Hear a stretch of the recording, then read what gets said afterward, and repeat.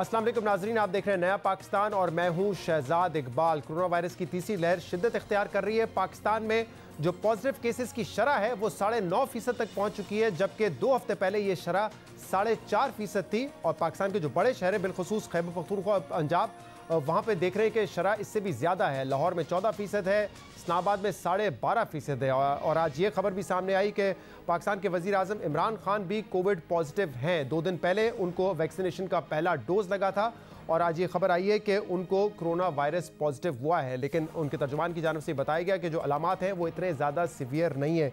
इस मामले पर भी बात करेंगे, लेकिन अहम बात यह कि असद उमर साहब जो कि सरबराह हैं NCOC के, उन्होंने कहा है कि अगर हमने SOPs को इम्प्लीमेंट नहीं किया और इकदामात नहीं लिए तो फिर मुमकिन है कि हमें ज़्यादा सख्त लॉकडाउन की तरफ जाना पड़ सकता है, मज़ीद इकदामात लेने पड़ सकते हैं।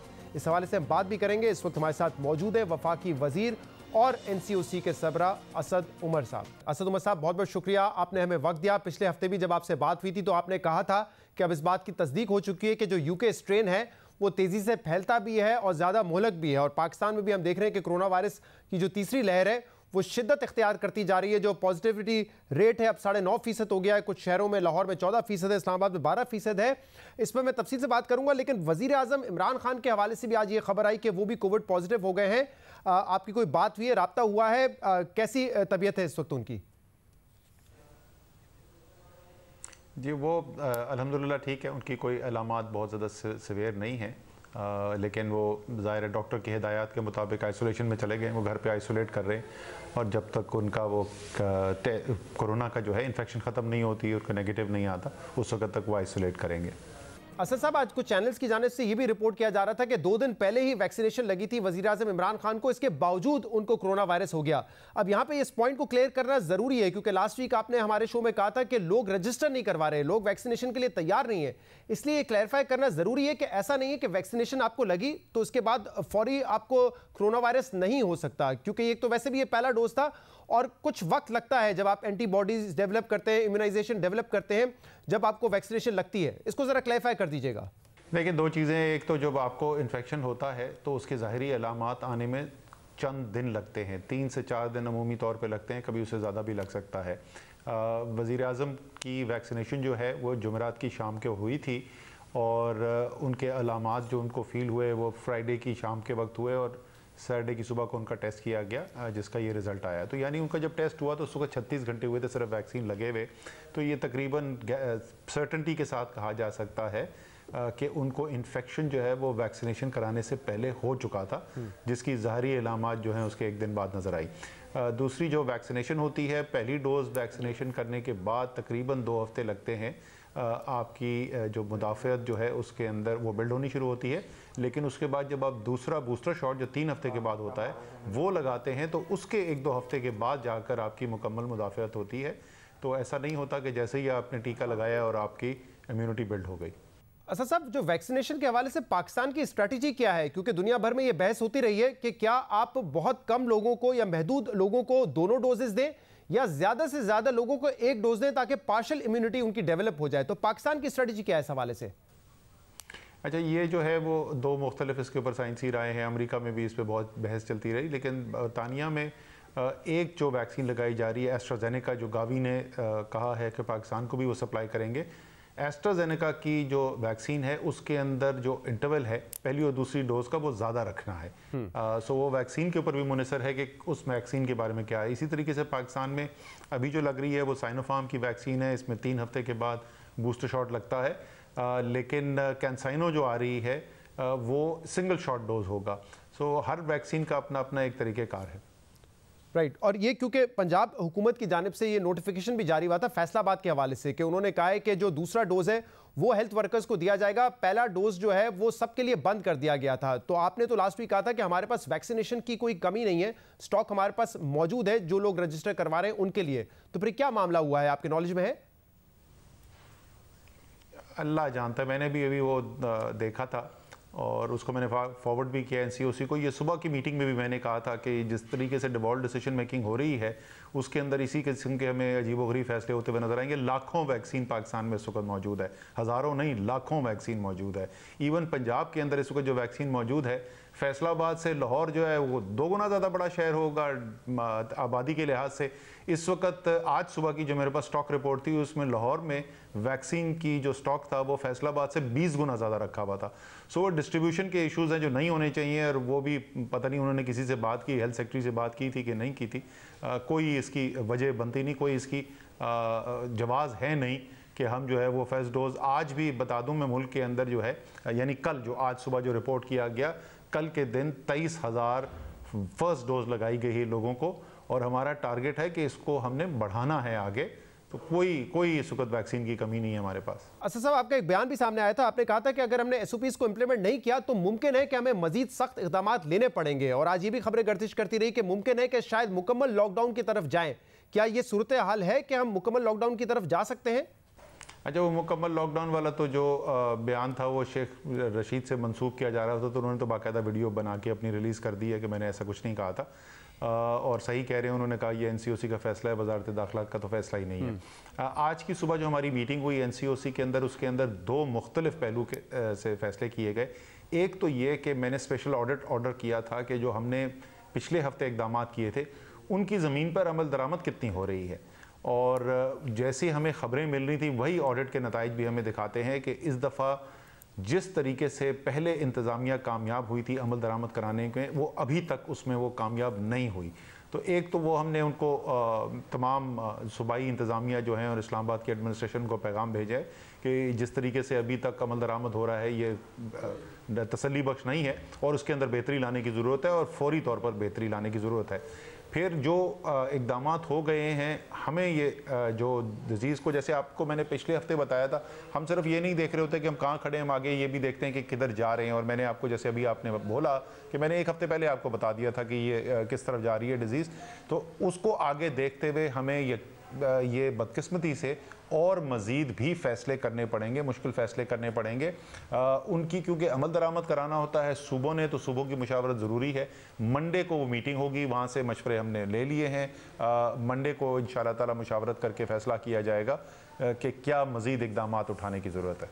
सही है, तो इस हवाले से भी फैसला हुआ कि क्या मजीद एसओपीज होंगी, स्मार्ट लॉकडाउन कहाँ कहाँ करने की और किस तरह करने की ज़रूरत है। लेकिन जो फोकस पॉइंट होगा वो ये होगा कि जो एसओपीज ऑलरेडी डिफाइन किए गए हैं उसकी इम्प्लीमेंटेशन हो। इस हवाले से असद साहब क्या इकदाम लिए जा सकते हैं? मिसाल के तौर पे अगर आप कहते हैं कि मास्क पहन के जाएं, लोग मास्क नहीं पहन रहे, तो क्या उसको इम्प्लीमेंट कैसे करवाएंगे? कुछ चीज़ें तो हैं कि अगर आपने देखा कि शादियां हो रही हैं तो आपने शादी हॉल बंद कर दिए, मार्केटें बंद कर दी, लेकिन इसके अलावा एसओपीज को कैसे इम्प्लीमेंट करवाया जा सकता है? देखिए, पहली बात तो जैसे आपने कहा कि कुछ चीज़ें जो हैं वो इतनी मुश्किल भी नहीं है। मसलन शादी हॉल जो है वो सारे पाकिस्तान में तो नहीं, हर शहर में तो पूरे नहीं फैले हुए ना, वो नॉन शादी हॉल है। अगर मैं इस्लामाबाद की बात कर लूँ, जहाँ मेन मार्कीज़ हैं, E11 की मार्कीज़, सारे इस्लामाबाद को पता है कि वो मार्कीज़ कहाँ हैं जहाँ ज़्यादातर शादियाँ होती हैं। वहाँ पर अगर इंडोर शादी हो रही है, या अगर सरीना होटल के अंदर आज शादी हो रही है, इंडोर शादी हो रही है, तो उसका कोई जवाज़ नहीं है, ना उनके करने का कोई जवाज़ है, ना इंतज़ामिया के पास कोई जवाज़ है कि उन्होंने होने क्यों दिया।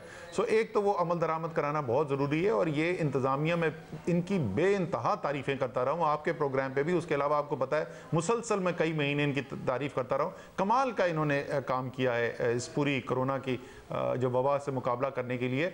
लेकिन शायद इस दफ़ा क्योंकि लोगों से मुज़ाहमत ज़्यादा आ रही है, शायद पॉलिटिकल लीडरशिप से उतनी सपोर्ट नहीं मिल रही, जो भी उसकी वजह हो, लेकिन उसका बॉटम लाइन नतीजा ये निकल रहा है कि इंतज़ामिया उस तरीके से नहीं कामयाब हो रही। हमारे जो उसके अलावा फ़ैसले हैं, उन फैसलों में कुछ जो सबसे शायद मुश्किल फ़ैसला है इम्प्लीमेंट कराना, वो ये मास्क वाला, बिकॉज वो इनफरादी सतह के ऊपर है। हम पकड़ धकड़ तो नहीं करना चाहते, हम नहीं चाहते हैं कि लोगों को उठा उठा के हम कोई बंद कर दें और उनको उन्हीं की हिफाजत के लिए कर रहे हैं, तो उसमें तरगीब का ज़्यादा अमल है। मेरी चीफ सेक्रेटरी पंजाब से जो बात हुई थी आज से 2 या 3 दिन पहले, उनसे मैंने कहा था कि उन्होंने कहा कि ये हम मास्क के ऊपर सख्ती करने जा रहे हैं और फाइन्स करने जा रहे हैं। मैंने उनको कहा था कि पहले आप ऐसा करें, आप लोगों को जहाँ पे पुलिस वालों को खड़ा करेंगे ना, फाइन करने के बजाय लोगों को मास्क डिस्ट्रीब्यूट करें। पहले आप तरगीब की तरफ लाएं, और अगर फिर भी उसके बाद भी कोई वज़द हो तो फिर जो है हम ताज़ीरी कार्रवाई की तरफ जाएँ।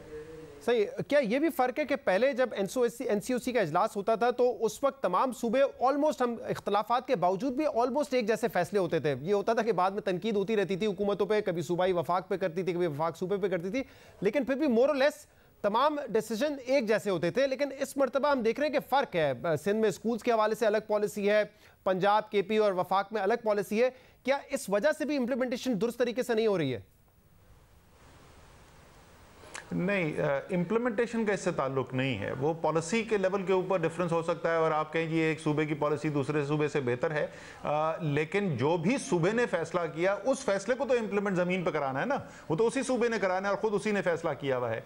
हमने फ्लेक्सिबिलिटी दी थी। सिंध के अंदर इस वक्त पॉजिटिविटी कम है और उसकी बुनियादी वजह यह है कि हमारा जो शुमाल का इलाका है पाकिस्तान में, पंजाब हो गया और इस्लामाबाद, आगे आज़ाद कश्मीर है, केपी, यहाँ से ज़्यादा लोग जो हैं वो बाहर गए हुए हैं काम करने के लिए। यूके स्ट्रेन वहाँ पर ज़्यादा डोमिनेंट हो गया है, यहाँ पर अभी आना शुरू है। कराची के अंदर पॉजिटिविटी बढ़नी शुरू हो गई है।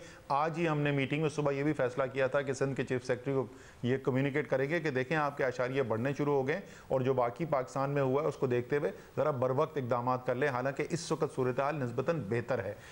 सो वो फ्लेक्सिबिलिटी है। पंजाब के हालात ज़्यादा मुश्किल थे, पंजाब ने ज़्यादा सख्त फैसले किए, लेकिन जो भी फैसला हुआ है अगर वो फैसला कागज़ पे रह जाएगा तो जाहिर है फिर उसका तो कोई फ़ायदा ही कोई नहीं। उस फैसले को इम्प्लीमेंट कराना, ग्राउंड पे करवाना जो है वो इस वक्त ज़्यादा अहमियत रखता है। अच्छा, फ्लाइट ऑपरेशन भी आज से बंद कर दिए उन ममालिक के लिए जहां से खतरा था, जैसे ब्राज़ीलियन स्ट्रेन था तो ब्राज़ील से फ्लाइट नहीं होगी। अफ्रीका के कुछ ममालिक हैं तो ये इसी तक महदूद रहेगा या ये मुमकिन है कि जो फ्लाइट ऑपरेशंस हैं वो इससे बड़े पैमाने पे बंद किए जाए, सस्पेंड किए जाए? देखिए वो क्या है, पहले मैं आपको बता दूं, जिस तरीके से ये नया स्ट्रेन आया, यूके का स्ट्रेन आया, बहुत बड़ी तादाद में पाकिस्तानी यूके में रहते हैं, उन ममालिक में रहते हैं जहाँ पे यूके स्ट्रेन काफ़ी फैल चुका है। सो वहाँ से वो स्ट्रेन यहाँ पर आया और वो आप देख रहे हैं कि वो क्या तबाही फैला रहा है। लेकिन दो और स्ट्रेन जो हैं वो इंतहाई ख़तरनाक हैं, एक ब्राज़ीलियन है, एक साउथ अफ्रीकन है। ब्राज़ीलियन जो है वो तो डायरेक्टली ब्राज़ील उससे सिर्फ इफेक्ट हो रहा है, लेकिन जो साउथ अफ्रीकन स्ट्रेन है उससे को 10-12 अफ्रीकी ममालिक हैं जो वहाँ पर इफेक्ट हो चुके हैं। तो इन तमाम ममालिक के ऊपर मुकम्मल हमने पाबंदी लगा दी है कि यहाँ से कोई शख्स जो है वो पाकिस्तान नहीं आ सकता, और ताकि ये नए स्ट्रेन पाकिस्तान के अंदर ना आए कि और मुश्किलात पाकिस्तान के लिए पैदा हों। उसके अलावा जो मैंने इनसे कहा है कि दो मुख्तलिफ कैटेगरीज़ होती हैं। कुछ कैटेगरीज़ ऐसी हैं जहाँ पर ज़्यादा अगर पॉजिटिविटी है तो उधर बंदिशें या पाबंदियाँ ज़रा ज़्यादा होती हैं ट्रैवल के ऊपर, तो उस लिस्ट को भी रिविज़िट किया जाए और उस लिस्ट को बढ़ाने की तरफ भी जाया जाए। लेकिन नहीं, ऐसा इस वक्त कोई सोच नहीं है कि मुकम्मल तौर पर एयर ट्रैवल को बंद किया जाए। असद साहब, ये भी बताइएगा कि ये पाकिस्तान में जिस तेज़ी से फैल रहा है, जिसको हम कह रहे हैं कि अभी तीसरी लहर है, क्या दुनिया के दूसरे ममालिक भी इसी तरह मुतासर हो रहे हैं? ख़ासतौर पर पाकिस्तान के जो पड़ोसी ममालिक है, क्या यहाँ पर भी ट्रेंड सिमिलर है? जी ये बिल्कुल ऐसा ही हो रहा है। सबसे ज़्यादा तो पहले ज़ाहिर है वो यूके स्ट्रेन ने यूके में ही, बरतानिया के अंदर तबाही फैलाई, या वो बाकी यूरोप के अंदर फैलना शुरू हो गया है। फ्रांस ने भी रिसेंटली जो है अपने लॉकडाउन्स बढ़ाए हैं और हमारे खित्ते के अंदर भी हमें यही नज़र आ रहा है। बांग्लादेश और इंडिया दोनों का मैं डेटा देख रहा था और आज से चंद हफ्ते पहले जहाँ पर वो थे उनके जो डेली केसेस होते थे, भारत जो है उसमें शायद 9,000 केसेस रोज़ाना तक पहुँच गए थे। आज कल जो है वो 40,000 से ऊपर हो गए। इसी तरीके से बांग्लादेश में भी 4 गुना से ज़्यादा केसेस का इजाफा हुआ है। तो ये पूरे खित्ते के अंदर ये जो नया स्ट्रेन आया है उसकी वजह से तबाही फैल रही है। राइट। असद साहब, आपने कहा कि मंडे को तो कोई हम मुकम्मल लॉकडाउन की तरफ नहीं जा रहे। मुमकिन है कि हम कुछ ऐसे फैसले करें जहां पे हम स्मार्ट लॉकडाउन करें और SOPs मजीद जारी करें, लेकिन क्योंकि आप कहते हैं कि NCOC के पास डेटा 2 हफ्ते 3 हफ्ते का भी आ रहा होता है, तो क्या मुस्तकबिल में आपको लग रहा है कि सिचुएशन ऐसी है कि हमें मुकम्मल लॉकडाउन की तरफ जाना पड़ सकता है, या ये हुकूमती पॉलिसी है कि क्योंकि मईशत पर उसके मनफी असरात होते हैं तो चाहे जो भी सूरत हाल हो मुकम्मल लॉकडाउन की तरफ नहीं जाएंगे हम? देखें, पहली बात तो जो हॉटस्पॉट बेस्ड जो लॉकडाउन है, स्मार्ट लॉकडाउन भी जिसको कहते हैं, वो तो करवा दिए थे। पिछले हफ्ते जो हमने फैसले किए थे, सारी हमने डेटा को एनालाइज करके सूबों को बता दिया था कि कौन कौन से इलाके हैं जहाँ पे लॉकडाउन करने की ज़रूरत है, और वो किए भी गए। लेकिन उनकी इम्प्लीमेंटेशन जो थी उस पर अमल दरामद जो है वो बहुत तसल्ली बख्श नहीं था। तो वो हमने पॉइंट आउट किया है सूबों को कि जहाँ जहाँ हमें कमज़ोरी नज़र आ रही है उसमें बेहतरी करने की ज़रूरत है। हो सकता है मंडे को उसके अंदर मज़ीद फहरिस्त के अंदर इजाफा भी किया जाए, लेकिन मुकम्मल लॉकडाउन कोई हल नहीं है। ये तो हमने पहली लहर में जब हमने कहा था उस वक्त लोग नहीं मानते थे, लेकिन आप पूरी के पूरे मुल्क को बंद नहीं कर सकते, लोगों का रोज़गार नहीं छीन सकते। टारगेटेड इंटरवेंशंस होंगी, उसमें जो है ज़ाहिर है कोशिश यही होती है कि ऐसे इकदाम लिए जाए जिससे लोगों का रोज़गार ना इफ़ेक्ट हो, लेकिन किसी न किसी हद तक वो होता है। इसीलिए ये ज़रूरी है कि हम हिफाजती तदाबीर पर अमल करें, हमारी इंतज़ामिया जो है वो इन्फोर्स कराए जो फ़ैसले किए जा रहे हैं, ताकि आगे और ज़्यादा मज़ीद लोगों की रोज़गार और ज़िंदगी के अंदर मुश्किलात ना पैदा हों। बहुत बहुत शुक्रिया असद उमर साहब हमारे साथ मौजूद थे। कह रहे थे कि मुमकिन है कि कुछ हमें मजीद फैसले करने पड़े, लेकिन मुकम्मल लॉकडाउन की तरफ इस वक्त मुल्क नहीं जाएगा। प्रोग्राम में शामिल करेंगे एक ब्रेक, उसके बाद मजीद बात करेंगे, हमारे साथ रहिएगा। पीडीएम में इख्तलाफात की वजह से 26 मार्च को जो लॉन्ग मार्च होना था उसको कैंसिल कर दिया गया, उसको मुलतवी कर दिया गया था। लेकिन आज पीएमएलएन के सीनियर रहनुमा राना सनाउल्लाह साहब ने यह कहा है कि इस्तीफों की वजह से हमें लॉन्ग मार्च को कैंसिल या कॉल ऑफ नहीं करना चाहिए था। उन्होंने ये भी कहा है कि अब जून में जाके लॉन्ग मार्च होगा, यानी कि ईद के बाद लॉन्ग मार्च होगा और बकरा ईद से पहले हुकूमत की कुर्बानी होगी। लॉन्ग मार्च जो कॉल ऑफ किया गया है वो गलत तौर पे हुआ है, उसे हमें जो है वो जारी रखना चाहिए था। गो इस्तीफ़ों के ऊपर अगर इख्तलाफ था भी तो उस इख्तलाफ को जो है वो मौखर किया जाता या उसके ऊपर जो है वो बैठ के को फैसला किया जाता। ईद के बाद जो कुर्बानी वाली ईद आने वाली इंशाल्लाह उससे पहले जो है इनकी कुर्बानी करेंगे और इंशाल्लाह ताला पीडीएम जो है वो दोबारा मुनज़्ज़म हो के लॉन्ग मार्च का ऐलान भी करेगी। पीडीएम एक बार फिर मुत्तहद होगी और राना सनाउल्लाह कह रहे थे कि कॉल ऑफ नहीं करना चाहिए था लॉन्ग मार्च। अगर इस्तीफों पे कोई इख्तलाफ था भी तो उसको रिजॉल्व करने की ज़रूरत थी। लेकिन कल हमारे प्रोग्राम में पीपल्स पार्टी के सीनियर रहनुमा चौधरी मंजूर साहब ने यह कहा था कि लॉन्ग मार्च की किसी किस्म की तैयारी थी नहीं। उन्होंने ये भी कहा था कि सिंध में हमने निसार खोड़ों की जिम्मेदारी लगाई, उन्होंने मीटिंग्स की, मुख्तलिफ रीजन्स में गए, मीटिंग्स की, लेकिन पीएमएलएन की जो जिम्मेदारी थी वो उन्होंने पूरी नहीं की, तो लॉन्ग मार्च की तैयारी थी ही नहीं। बतौर एक जिम्मेदार ओहदेदार के मैं ये कहना चाहता हूं कि मुझे बताएं तैयारी क्या थी लॉन्ग मार्च की। लाहौर का जो जलसा था उससे पहले तो पीडीएम की मीटिंग हुई थी। इस लॉन्ग मार्च से पहले कौन सी मीटिंग हुई? हम कहते रहे बार बार, चूंकि यहां पे नून लीग ने लीड करना था तो उन्होंने कोई पीडीएम की मीटिंग नहीं बुलाई। तय हुआ था इससे पहले कि सूबे अपनी अपनी कमेटियां बनाएंगे और सूबों के अंदर तैयारी होगी। सही, हमने मीटिंग की अपनी पीपल्स पार्टी की। यहां पे बताएं कौन सी मीटिंग हुई है। मैं आपको ऑनेस्टली कह रहा हूं लॉन्ग मार्च की कोई तैयारी नहीं थी। हमें मुजरम बनाया गया है, मुझे नहीं समझ आ रही क्यों मुजरम बनाया जा रहा है। चौधरी मंजूर साहब ने कहा कि हमने अपनी मीटिंग्स की, हमने तैयारी की, नून लीग ने किसी किस्म की तैयारी नहीं की थी। इसमें मजीद बात भी करेंगे, जिसके लिए हमें ज्वाइन किया है पीएमएलएन के सीनियर रहनुमा राना सनाउल्लाह साहब ने। राना साहब बहुत बहुत शुक्रिया, आपने हमें ज्वाइन किया। कल चौधरी मंजूर साहब ने कहा कि लॉन्ग मार्च की किसी किस्म की तैयारी थी नहीं। कह रहे हैं हमने तो सिंध में मीटिंग्स भी की हैं, जिम्मेदारियां भी दे दी थी, लेकिन नून लीग ने ना कोई मीटिंग बुलाई। हम बार बार कहते रहे मीटिंग्स बुलाएं, ना उन्होंने कोई अपनी कमेटीज बनाई और ना कोई उन्होंने मीटिंग्स की इस हवाले से। तो क्या ये भी एक वजह थी कि कॉल ऑफ कर दिया गया लॉन्ग मार्च, जिसके हवाले से आज आप कह रहे थे कि नहीं करना चाहिए था क्योंकि तैयारी नहीं थी जमातों की?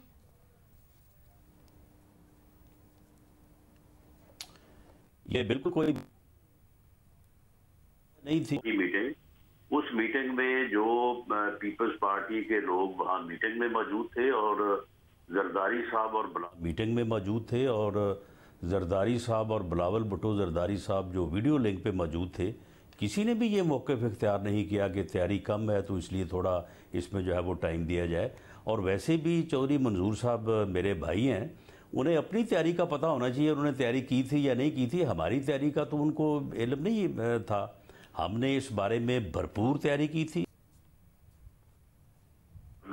जो है वो अपने लोगों को दिए थे और उसके मुताबिक जो है वो हम भरपूर तरीके से इसमें शिरकत करने वाले थे। जिस मीटिंग का वो हवाला दे रहे हैं, वो मीटिंग जब इस सरबराही मीटिंग में ये तय होना था कि सिंध से कब चलेंगे, मुल्तान से कब चलेंगे, साउथ से कब चलेंगे, कहाँ पे आगे इकट्ठे होंगे और कहाँ से फिर जो है वो तमाम जमातें गालिबन लाहौर से जो है वो इस्लामाबाद की तरफ जो है वो चलेगी। बिल्कुल ठीक है कि पीएमएलएन लीड करती, लेकिन जब ये शेड्यूल उस दिन तय हो जाता तो उसके बाद जो है वो यहाँ पे पीडीएम की मीटिंग होके तो ये सारी चीजें तय कर ली जाती। दरअसल मामला ये नहीं है। पीपल्स पार्टी को शहजाद साहब 3 चीजें जो है उनका उन्हें जवाब देना चाहिए। इसके ऊपर उन्हें अपनी पोजीशन जो है वो क्लियर करनी चाहिए। तो फिर मैं समझता हूं कि उन्हें फिर ये गिला नहीं होगा कि हमें मुजरम बनाया जा रहा है या मुजरम जो है वो ठहराया जाए। नंबर 1, ये इसमें कोई शक नहीं कि आसिफ जरदारी साहब जो है उन्हें ये हक पहुंचता है कि वो जो भी मौक़िफ़ इख्तियार करना चाहे इस्तीफ़ों से मुतल्लिक़ या लॉन्ग मार्च से मुतल्लिक़ इख्तियार करना चाहे इस्तीफ़ों से मुतल्लिक़ या लॉन्ग मार्च से मुतल्लिक़ वो कर सकते हैं, और अपनी दलील को जो है वो साबित करने के लिए अच्छे अल्फाज का चुनाव करें या थोड़ा सख्त अल्फाज का चुनाव करें, ये भी चलो उनका हक समझा जा सकता है। लेकिन एक क्लोज डोर मीटिंग में, सरबराही मीटिंग में जो बात की जाए, जो स्पीच की जाए, उसे उसी वक्त जो है वो लाइव मीडिया के साथ शेयर किया जाए, ये तो फिर मीटिंग को सबोताज करने वाली जो है वो बात है। और कुछ लोग ये कहते हैं कि ये जानबूझ के किया गया और ये वहीं से किया गया। मैंने ये आपका आर्गुमेंट पहले भी सुना है, लेकिन राना सनाउल्लाह साहब, अगर जरदारी साहब के बयान नशर किए जा रहे थे तो साथ साथ जो मरियम नवाज का जवाब था वो भी तो नशर किया जा रहा था ना, तो दोनों तरफ से फिर ये हुआ है ना मामला। शायद उन्होंने पहल की हो लेकिन उसका जवाब तो दूसरी जमातों ने भी दिया। लेकिन नहीं, ऐसा नहीं, बिल्कुल, ये बिल्कुल ऐसा नहीं है। मामला ये है कि जब जरदारी साहब की तकरीर स्टिकर्स का जो है वो तूफान बपा हुआ, और फिर जाके जो है वो हमें जब मीटिंग में ये इतला मिली कि इस तरह से हुआ है, मीटिंग में ये बात आप अपना मौक़िफ़ रख रहे हैं और ये स्टिकर जो है ये बाहर जो है वो मीडिया में चल रहे हैं। सही। और दूसरी बात ये है कि इस्तीफों के ऊपर जो पीपल्स पार्टी का मौक़िफ़ है, ये मौक़िफ़ उस वक्त क्यों नहीं लिया गया जब इस्तीफे इकट्ठे करने का जो है वो फैसला हुआ था? ये उस वक्त चाहिए था कि जरदारी साहब या पीपल्स पार्टी जो है ये मौक़िफ़ इख्तियार करती कि जनाब हम तो देना नहीं चाहते इस्तीफे, इसलिए जो है वो इस्तीफे इकट्ठे क्यों करें, या इस्तीफे इकट्ठे करने के ऊपर हमारी ये कंडीशन है। लेकिन राणा साहब, आपको पता है अच्छी तरीके से जो पहली मीटिंग थी, अब तो आप खुद ये ऑफिशियली भी तस्लीम कर चुके हैं, वैसे तो जराए हमें ये कंफर्म कर रहे थे, अब आप मान चुके हैं कि पहले दिन जब ये इस्तीफों पे बात हुई थी पीपल्स पार्टी राजी नहीं थी, आप लोगों ने उनको कन्विंस किया कि पब्लिकली ये पोजीशन ना ले, हम बाद में इस पर गौर कर लेंगे, लेकिन अभी ये पोजीशन ना ले कि हम इस्तीफे नहीं देंगे। और दूसरी बात सर, इख्तलाफात तो उसी वक्त सामने आ गए थे, उस वक्त आपने तो आवाज नहीं उठाई जब कराची के जलसे में, जो कि दूसरा जलसा था पीडीएम का, नवाज शरीफ को तकरीर नहीं करने दी गई, तो जो उस वक्त आपकी राहें जुदा होती हुई नजर आ रही थी वो हम तो देख रहे थे, लेकिन शायद आप लोग नहीं देख सके अंदर बैठकर। वो तकरीर ना करने वाली जो आपकी बात है ये दुरुस्त नहीं है, और जो इस्तीफे इकट्ठे करने वाली बात है ये बात उससे बात की है जब इस्तीफे इकट्ठे हो गए और पीपल्स पार्टी ने सबसे पहले ये बात की कि जी हमने इस्तीफे जो है वो इकट्ठे कर लिए हैं, तो उसके बाद फिर इस्तीफे इकट्ठे, तो ये फिर बात समझी गई कि इस्तीफे इकट्ठे जो किए गए हैं वो देने के लिए किए गए, और फिर साथ ही जो पीपल्स पार्टी का जो कंसर्न था कि सिंध गवर्नमेंट का या सिंध असम्बली का, उसे भी अकोमोडेट किया गया, और ये बात तय हुई कि पहले कौमी असम्बली से इस्तीफे दिए जाएं और सूबाई असम्बलों से इस्तीफों का जो मरहला है उसे उसके आगे जो है वो रखा जाए। और साथ ही एक तीसरी बात जो इस वक्त मैं समझता हूं कि पीपल्स पार्टी को उसे क्लियर करना चाहिए कि जो सेनेट चेयरमैन का इलेक्शन है उसमें जो पीपल्स पार्टी की सेनेटर्स को गाइडेंस फॉर वोटिंग वाली टीम थी, उस टीम को ये नुस्खा कीमिया किसने बताया था कि नाम के ऊपर जो है ये बात आप कर चुके। लेकिन राणा साहब मुझे एक बात बताइए कि कल चौधरी मंजूर साहब ने ये भी कहा, जब हमने उनसे पूछा कि फजल रहमान साहब कह रहे हैं कि ये पीडीएम को तोड़ने की साजिश है, तो चौधरी साहब ने कहा कि देखिए साजिश तो फिर वो लोग कर रहे होंगे ना जो कि लॉन्ग मार्च को नथी कर रहे इस्तीफों के साथ। पीपल्स पार्टी कहती है कि हमने तो शुरू में ही कहा था कि आखिरी हमारा एटम बॉम्ब होगा, ये कभी नहीं तय हुआ था कि जब लॉन्ग मार्च में जाएंगे तो इस्तीफे देकर आएंगे। तो वो तो कह रहे हैं वो लोग साजिश कर रहे हैं जो नथी कर रहे हैं इसको लॉन्ग मार्च से, यानी कि आप और फजल रहमान साहब। आज जो ये सेनेट चेयरमैन के इलेक्शन में किस तरह से सेनेटर्स ने तमाम प्रेशर बर्दाश्त करके 49 वोट जो है वो पीडीएम के चेयरमैन के कैंडिडेट को डाले, और वहां से पे जो है ये एक नुस्खा कीमिया जो है वो पता नहीं कहां से इजाद हुआ, और कहा गया कि जी नाम के ऊपर जो है वो आप मोहर लगाएं, और उसकी वजह से मैं समझता हूँ कि जो है वो बड़ा यानी इररिपेयरेबल लॉस हुआ पीडीएम को। और इसी तरह से अगर ये तकरीर जो है ये नशर ना होती और ये मामला इस तरह से जो है वो सबोताज ना होता, तो वहां पे सर मुख्तसर जवाब प्लीज। चौधरी मंजूर साहब कह रहे हैं कि साजिश पीडीएम को तोड़ने की वो लोग कर रहे हैं जिन्होंने नथी किया इस्तीफों को लॉन्ग मार्च से, तो क्या पीडीएम तोड़ने की साजिश में आप और फजल रहमान साहब आगे? यानी अगर ये मीटिंग जो है इसको इस तरह से जो है वो एक्सपोज ना किया जाता, तो हो सकता है कि पीपल्स पार्टी के इस आर्गुमेंट को वहां पे तस्लीम कर लिया जाता, और जो इस्तीफों को नथी किया था उनको थोड़ा आवाज आ रही है आपको? नथी से हटा देते। जी आवाज आ रही जी, मैं कह रहा हूं कि चौधरी मंजूर साहब ने कल ये कहा है कि जिन लोगों ने साजिश उन लोगों ने की होगी पीडीएम तोड़ने की, जिन लोगों ने लॉन्ग मार्च को नथी किया इस्तीफों से, तो यानी कि नथी तो आप लोगों ने किया ना, फजल रहमान साहब ने और आपकी जमात ने खास तौर पे, तो आप लोगों ने साजिश की पीडीएम तोड़ने की। देखिए मैं समझता हूँ कि ये साजिश का लफ्ज जो है, मैंने जितनी भी बात की है मैंने यही कहा है कि ये गलती हुई या जो भी ओवरलुक हुआ तकरीर के लाइव नशर करने में, नाम के ऊपर मोहरे जो है वो लगाने में, जब इस्तीफे इकट्ठे किए उस वक्त एतराज ना करने में, तो मैं समझती इसकी वो जो है वो इसको क्लियर करे। मैं इसको साजिश नहीं कह रहा, और मैं समझता हूँ कि साजिश का लफ्ज जो है ये इस्तेमाल नहीं करना चाहिए। अभी ये बात जो है वो जब अपनी सी से होके वो ठीक है, बहुत बहुत शुक्रिया, बहुत बहुत शुक्रिया। राना सलाह साहब हमारे साथ मौजूद है, प्रोग्राम में शामिल करेंगे ब्रेक, इसके बाद मजीद बात करेंगे इसके पास।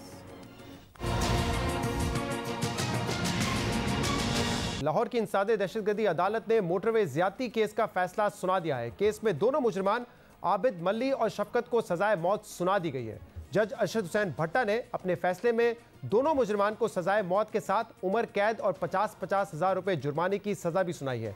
लाहौर मोटरवे पर खातून से गैंग रेप का जो वाकया पेश आया वो पाकिस्तान की तारीख का इंतहाई शर्मनाक वाकया है। ये वाकया 9 सितंबर 2020 को पेश आया जब मुतासरा खातून अपने बच्चों के साथ डिफेंस लाहौर से ईस्टर्न बाईपास के रास्ते गुजरावाला जा रही थी।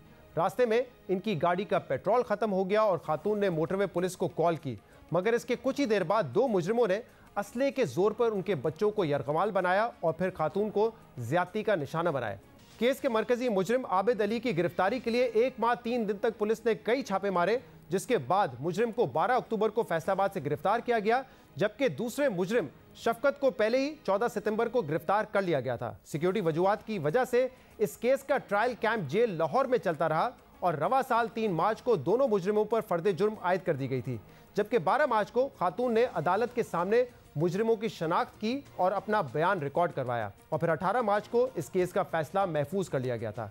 इस केस के हाई प्रोफाइल बनने और मीडिया पर शोर की वजह से मुतासरा खातून को इंसाफ मिल गया, मगर पाकिस्तान में ऐसे कई खवातीन हैं, ऐसे कई केसेस हैं जिन्हें बर वक्त इंसाफ नहीं मिलता। द न्यूज़ की एक रिपोर्ट के मुताबिक पाकिस्तान में हर रोज 11 खातून को ज्यादती का निशाना बनाया जाता है, जबकि सिर्फ 41% वाकयात रिपोर्ट किए जाते हैं, यानी पुलिस में जो केसेस रिपोर्ट होते हैं उनकी शरह सिर्फ 41% है और इनमें से भी सिर्फ 18% केसेस प्रोसिक्यूशन के स्टेज पे पहुंचते हैं और सिर्फ 0.3% केसेस में मुल्जिमान को सजाएं मिलती हैं। लाहौर मोटरवे ज्यादती केस में जिस तरह पुलिस, इंतजामिया, अदलिया और हुकूमत ने फुर्ती दिखाई है, इसकी वजह से इन खातून को इंसाफ मिला है। ये केस सबके लिए एक मिसाल है, मगर जब तक बाकी केसेस में भी इसी तरह रवैया नहीं अपनाया जाएगा, इस तरह के इंसानियत सोच जराइम का खात्मा मुमकिन नहीं होगा। इसीलिए ज़रूरी है, जहाँ पे हम इस हवाले से बात करते हैं कि इन मुजरिमों को सख्त से सख्त सज़ा दी जाए, वहाँ पे इस बात पर भी आवाज़ उठानी चाहिए कि इन मुजरिमों को सख्त से सख्त सज़ा देने के साथ साथ इनकी कन्विक्शन हो। जो केसेस होते हैं उनको रजिस्टर किया जाए, पुलिस उस पर अपना काम करे, प्रोसिक्यूशन उस पर अपना काम करे, अदालतें उस पर अपना काम करें, ताकि इनकी कन्विक्शन को यकीनी बनाया जा सके और फिर इस बात पर भी बेशक आवाज़ उठाएं कि इनको सख्त से सख्त सज़ा भी दी जाए। प्रोग्राम में शामिल करते हैं एक ब्रेक, इसके बाद मजीद बात करेंगे। Stay with us. मुल्क की मईशत को डॉक्यूमेंट करना और इसे डिजिटल इकोनॉमी की तरफ लेकर जाना शुरू दिन से ही वज़ीर आज़म इमरान खान और मौजूदा हुकूमत के मंशूर का हिस्सा रहा है। वज़ीर आज़म इमरान खान मुल्क को डिजिटल पाकिस्तान बनाना चाहते हैं, जो मुल्क की मईशत और नौजवानों के मुस्तकबिल के लिए गेम चेंजर साबित हो सकता है और इस ख्वाब को पूरा करने के लिए टेलीकॉम सेक्टर अहम तरीन किरदार अदा कर सकता है, क्योंकि डिजिटल पाकिस्तान और डिजिटल इकोनॉमी का ख्वाब उसी वक्त पूरा होगा जब हर पाकिस्तानी इंटरनेट तक रसाई हासिल कर सकेगा। मुल्क के दूर दराज इलाकों तक डिजिटल इंफ्रास्ट्रक्चर का जाल बिछाया जाएगा और रोजमर्रा के कामों को स्मार्टफोन्स और डिजिटलाइजेशन के जरिए आसान बनाया जाएगा। इसीलिए डिजिटल इकोनॉमी यानी कि डिजिटल पेमेंट्स और ई कॉमर्स का मुस्तकबिल टेलीकॉम सेक्टर की तरक्की से जुड़ा हुआ है। इस वक्त मुल्क की मईशत में इस सेक्टर का हिस्सा जीडीपी का 5.5% है, यानी कि 17 अरब डॉलर से ज्यादा, मगर अब भी इसका जो पोटेंशियल है वो इससे कहीं ज्यादा है। जीएसएमए इंटेलिजेंस रिपोर्ट के मुताबिक 2023 तक मोबाइल इंडस्ट्री का जो शेयर है वो 24 अरब डॉलर तक पहुंचने की उम्मीद है, जबकि इसका पोटेंशियल 35 अरब डॉलर्स का है। इस वक्त मुल्क में टेलीकॉम सेक्टर तरक्की तो कर रहा है, मगर इसकी रफ्तार में मजीद तेजी लाने की जरूरत है। पीटीए के आदाद शुमार के मुताबिक इस वक्त मुल्क में मोबाइल फोन यूजर्स की तादाद 18 करोड़ है, मगर 3G और 4G इस्तेमाल करने वाले सार्फिन की तादाद सिर्फ 9.5 करोड़ है, यानी कि आज भी निस्फ मोबाइल फोन सार्फिन स्मार्टफोन्स के बजाय सादा फोन इस्तेमाल करते हैं। पाकिस्तान जितना तेजी से डिजिटलाइजेशन की तरफ जाएगा, मुल्क की खजाने को इतना ज्यादा फायदा होगा। मौजूदा हुकूमत मुल्क को डिजिटलाइजेशन की तरफ ले जाने के लिए अहम इकदाम उठा रही है। वजीर आज़म इमरान खान ने इस हवाले से डिजिटल पाकिस्तान मंसूबे की भी शुरुआत की थी, मगर अब भी इस हवाले से कुछ चैलेंजेस और रुकावटें मौजूद हैं, जिन पर बात करने के लिए हमें आज ज्वाइन करेंगे टेलीनॉर पाकिस्तान के chief executive officer Irfan Wahab. Irfan साहब, बहुत बहुत शुक्रिया आपने हमें ज्वाइन किया। इसमें कोई शक की बात नहीं कि दुनिया बहुत तेजी से डिजिटल इकोनॉमी की तरफ बढ़ रही है और रिसेंट रिपोर्ट आई थी वर्ल्ड इकोनॉमिक फोरम की, उसमें भी ये बताया गया था कि 70% जो वैल्यू एड होगी अगले 10 सालों में ग्लोबल इकोनॉमी में, वो होगी डिजिटल बिजनेस मॉडल्स के जरिए। तो पोटेंशियल दुनिया भर में है, दुनिया में हम देख रहे हैं कि तेजी से वो आगे भी बढ़ा है। पाकिस्तान में भी इस हवाले से पोटेंशियल है, इसीलिए इस माली साल के जो पहला क्वार्टर है उसमें 35% इजाफा हुआ है ई कॉमर्स बिजनेस में। अब जरा बताइएगा कि जो टेलीकॉम सेक्टर है वो कितना क्रूशल रोल प्ले कर सकता है और अब तक क्या रोल प्ले करता आया है इसमें? जी शुजात, बहुत बड़ी अपॉर्चुनिटी है। जहाँ कोविड की वजह से बहुत से चैलेंजेस आए हैं, उसमें साथ साथ बहुत सी अपॉर्चुनिटीज़ भी इमर्ज हुई हैं, और ख़ास तौर पे स्टार्टअप्स के लिए, टैलेंट के लिए, बिकॉज अब जो टैलेंट की डिस्ट्रीब्यूशन है वो ग्लोबली हो गया। अब आपको कंसंट्रेशन की ज़रूरत नहीं है, बिकॉज इट डजंट मैटर कि आप कहाँ से बैठ के काम कर रहे हैं, आपका सिलिकॉन वैली में होना ज़रूरी नहीं है। बहुत सी इनोवेशन जो है वो स्प्रेड हो गई है। सो एक नई अपॉर्चुनिटीज़ इमर्ज हो रही हैं, और एज अ नेशन हमें ये देखना है बीइंग पाकिस्तानी कि हम कैसे इसको अपॉर्चुनिटीज़ को लेवरेज कर सकते हैं, इससे फ़ायदा उठा सकते हैं शॉर्ट टर्म के अलावा लॉन्गर टर्म विजन के साथ, जिसमें हमारा सबसे बड़ा जो स्ट्रेंथ है वो हमारी डेमोग्राफिक्स हैं, जो हमारा यूथ है, जिसको हम 100 मिलियन यंग पॉपुलेशन की बात करते हैं। और आपको जान को ये खुशी होगी कि ऑलरेडी पाकिस्तान जो है वो फ्री लांसिंग में ग्लोबली नंबर 2 है। हम तकरीबन 16% ऑफ फ्री लांसर्स जो हैं वो पाकिस्तानीज हैं इस ग्लोबल स्टेज के ऊपर। इसी तरह हमारी जो IT सेक्टर्स है, उसके IT सेक्टर के अंदर भी काफ़ी अच्छी अपटेक हुई है कोविड के साथ साथ। और जहाँ तक टेलीकॉम सेक्टर का ताल्लुक है, हम ऑलरेडी तकरीबन 17 बिलियन के करीब जो GDP पाकिस्तान की उसमें कंट्रीब्यूट कर रहे हैं आज भी, जो कि तकरीबन 5.6% बनता है टोटल इकोनॉमी का। और इसमें भी जो फोरकास्ट है वो ये कि ये तेज़ी से इंशाल्लाह अगले 3 सालों में ये फिगर जो है ये अब $24 बिलियन पे पहुंच जाएगी, जो कि क्वाइट सिग्निफिकेंट है। और ये तमाम जो मौके हैं ये क्वाइट यूनिक हैं। इसमें हमारे जो स्टार्टअप्स हैं, IT कंपनीज हैं, डिजिटल कंपनीज और जो बिजनेसेस हैं ट्रेडिशनल भी, उनको सोचना ये है कि हम कैसे इस ग्लोबल अपॉर्चुनिटी से फ़ायदा उठा सकते हैं। क्योंकि अब जो ये एक मौका I think once in a lifetime है अपॉर्चुनिटी के पॉइंट ऑफ व्यू से। जो शिफ्ट्स हो रही हैं तो हमें पैनिक नहीं होना, हमें एक खुले दिमाग के साथ सोचना है कि कैसे हम अपने बिजनेसेस को, अपने टैलेंट को, अपनी कंपनीज को तैयार करें कि हम मैक्सिमम इसका फ़ायदा उठा सकें। बिकॉज जो शिफ्ट है GDP, जो वैल्यू क्रिएशन जिसकी आपने बात की, वर्ल्ड इकोनॉमिक फोरम की जो लेटेस्ट रिपोर्ट आई है कोविड के दौरान ही, 70% नई वैल्यू क्रिएशन जो है वो ट्रेडिशनल सेक्टर्स में नहीं होगी, वो डिजिटल सेक्टर्स में होगी। ऑल्दो ट्रेडिशनल सेक्टर्स के अंदर भी डिजिटाइजेशन का बहुत ज़्यादा इम्पैक्ट होएगा आने वाले दिनों में। अच्छा, अब पोटेंशियल पाकिस्तान में भी मौजूद है। इस हुकूमत का फोकस भी रहा है डिजिटाइजेशन के हवाले से। आपने देखा है रोशन डिजिटल पाकिस्तान, इसको हुकूमत ने कितना प्रमोट किया है, उसके मस्बत असरात भी नज़र आ रहे हैं हमें। लेकिन अगर ये हमारा फोकस पॉइंट है तो क्या इस हवाले से बाकायदा कोई हमने रोड मैप बनाया है? क्या स्ट्रेटेजिकली हमने कोई इस तरह का प्लान बनाया है कि जो पोटेंशियल है उसको रियलाइज भी हम कर सकें, उसको हम अचीव कर सकें? जी, अभी तक अनफॉर्चुनेटली हम देख रहे हैं कि जी बहुत से जो अच्छे इकदाम हो रहे हैं वो साइलोज में हो रहे हैं। गवर्नमेंट भी बहुत से अच्छे स्टेप्स ले रही है। अभी हमने देखा कि इवन सिक्योरिटी एक्सचेंज कमीशन जो स्टैंड बॉक्स इनोवेशन को प्रमोट करने के लिए, स्टेट बैंक ऑफ पाकिस्तान भी स्टेप्स ले रहा है, इसी तरह PTA भी। लेकिन जो एक नेशनल विजन है उसकी कमी है। अभी हमें ये देखना है कि कैसे किसी भी इवन स्मॉल बिजनेस को भी जब भी अपना रोड मैप तैयार करते हैं वो एक स्ट्रेटेजिक एम्बिशंस, गोल्स सामने रखते हैं, और फिर एक KPIs रखते हैं कि जी क्वार्टरली या एनुअली हमने कैसे उस तरह जाना है। So as a nation we are missing that plan, जिसके अंदर अनफॉर्चुनेटली एक और जो वर्ल्ड कंपैरेटिव इंडेक्स है उसमें पाकिस्तान की रैंकिंग 114वीं है, 114th आउट ऑफ 144। इसमें ह्यूमन कैपिटल डेवलपमेंट है, इसमें हमारी टेक्नोलॉजी रेडीनेस है, इसमें हमारी बैंडविड्थ कनेक्टिविटी की रेडीनेस है। तो इसमें हमें बहुत सा सफ़र तय करना है, और अभी भी मेरे ख्याल में देर नहीं हुई है। हमें सब स्टेक होल्डर्स को, public sector, private sector, think tanks, academia, सबको मिलके ये देखना है कि ये अपॉर्चुनिटी जो है ये मिस ना होने पाए। जहाँ तक टेलीकॉम सेक्टर का ताल्लुक है, इसमें कोई शक नहीं कि अभी एक सेक्टर नहीं रहा। पाकिस्तान की जो डिजिटल इकोनॉमी है, बिकॉज हम लोग मोबाइल फर्स्ट नेशन है, हमारे 95% सार्फिन जो है वो इंटरनेट जब कनेक्ट करते हैं तो मोबाइल के जरिए करते हैं, हमारे यहाँ फिक्स ब्रॉडबैंड की कमी है।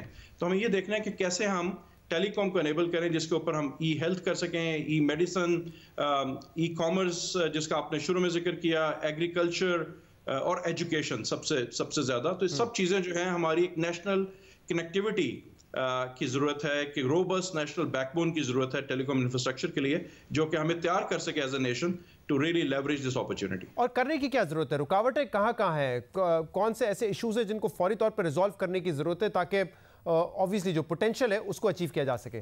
जी, इसमें अगर मैं देखें, अगर टेलीकॉम के सेक्टर के हवाले से, बिकॉज ये शारग है, उसमें सबसे बड़ा इशू जो हम अभी फेस कर रहे हैं वो हमारी स्पेक्ट्रम की एलोकेशन है। अगर हम जो एयर वेव्स हैं, ये ऐसी है जैसे आपको ऑक्सीजन चाहिए, तो डिजिटल इकोनॉमी में सर्वाइव करने के लिए हमें स्पेक्ट्रम की जरूरत है। और पाकिस्तान में जो इस वक्त स्पेक्ट्रम डिप्लॉय हुआ है वो तकरीबन 1/4 है compare to some other advance countries, जिसमें सऊदी अरब हो गया, न्यूजीलैंड हो गया, कोरिया, जापान।